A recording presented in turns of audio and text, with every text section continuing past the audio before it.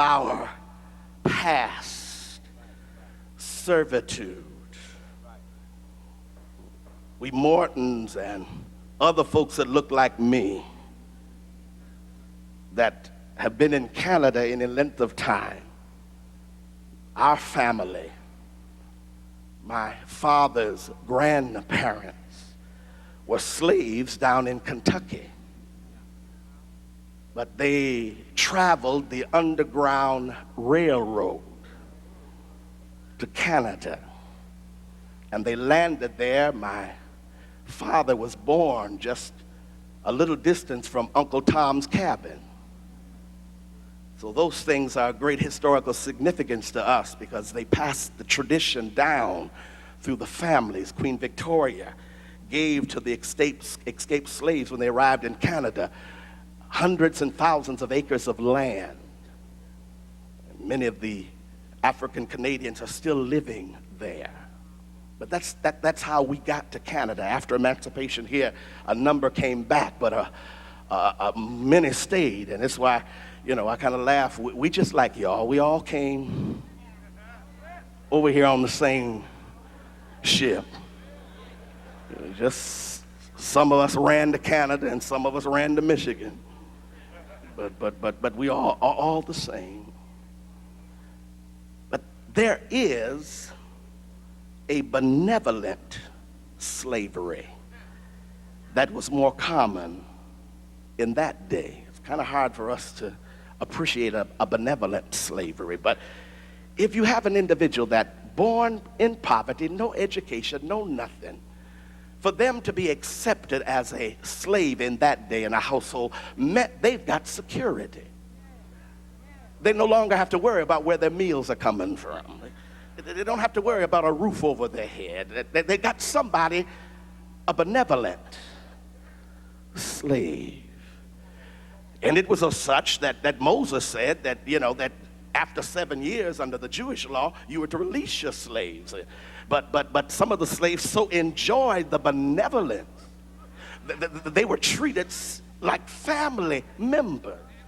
Sometimes they were even included in the inheritance, that when their emancipation certificate was prepared and given to them, they'd give it back to the master. Say, I want to serve you for the rest of my life. So in New Testament theology, you've got to get out of your mind that bad slavery because, the King James Version of the Bible was kind. It was written by those English scholars during the time of this controversy over slavery. And so the King James Version, wherever in the original Greek it said slave, it inserted servant.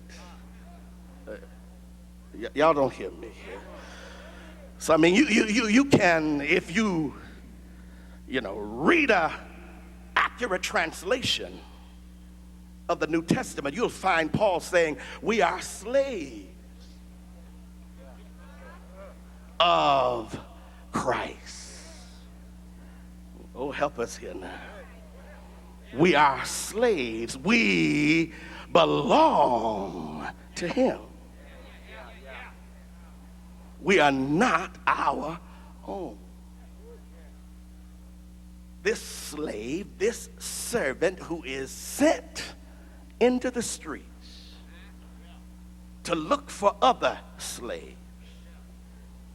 I don't know if it was difficult for the master to get him to undertake this task, because I can imagine that back then there were a lot of servants and you had division of labor. Well, you had that in slavery here. There was the house slave,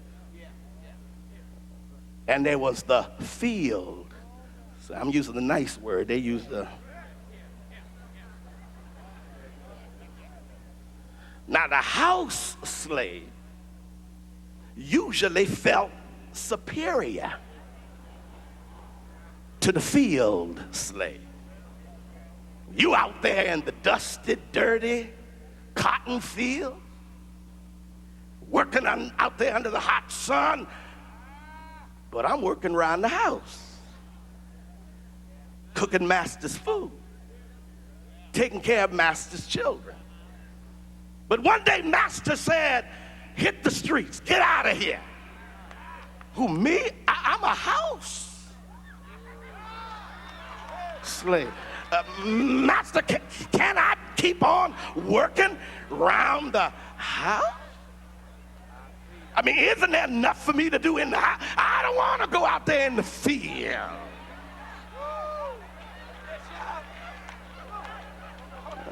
Now, God just gave me this at 5 o'clock this morning. Y'all have to pray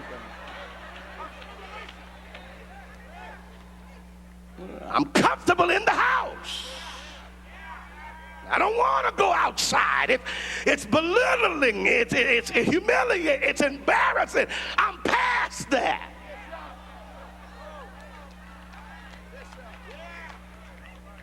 I got to hurry on. They told me this clock's not working, but I always preach with the timer because I get so happy I forget where I'm at sometimes.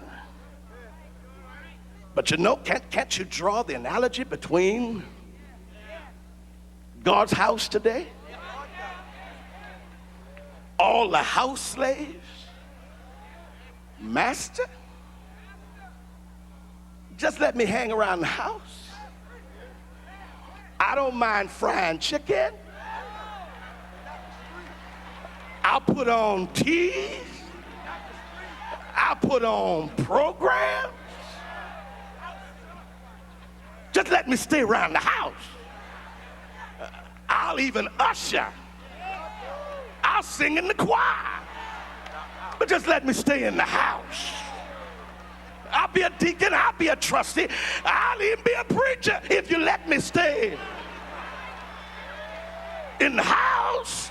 I don't want to go outside.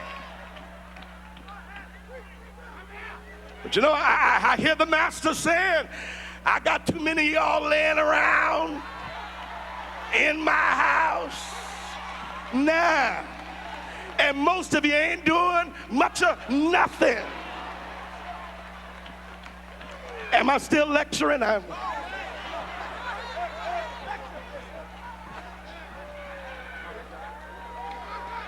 can hear the master saying, matter of fact, some of y'all been around here so long, look like y'all thinking y'all the master and I'm the servant.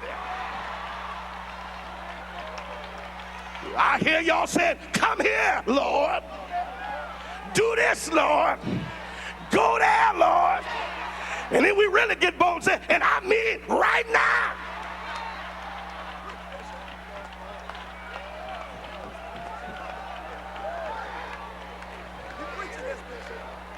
Stay in there, Bishop. Stay in there. Stay in there. Some of us house slaves get to acting like a spoiled child. We don't get what we want right away, we'll tune up. Please, please, please, oh, please. That don't work, we'll go to crying. But the master says, time to get out of my house. Get to the streets. Only reason I've had you around the house this long is for training to get to the streets. I don't need all y'all working right in my house. Ain't that much work right in the house. The work's out there.